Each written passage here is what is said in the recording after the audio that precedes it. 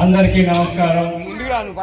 ఈరోజు మన ఎన్నికల ప్రచారంలో భాగంగా ఈపూర్ మండలం శ్రీనగర్ గ్రామం రావడం జరిగింది.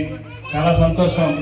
ఇక్కడికి వచ్చిన మన వైసీపీ నాయకులు, కార్యకర్తలు, ముఖ్యంగా మహిళలైతే వాళ్ళ సంతోషానికి వ్యవధులు లేవు.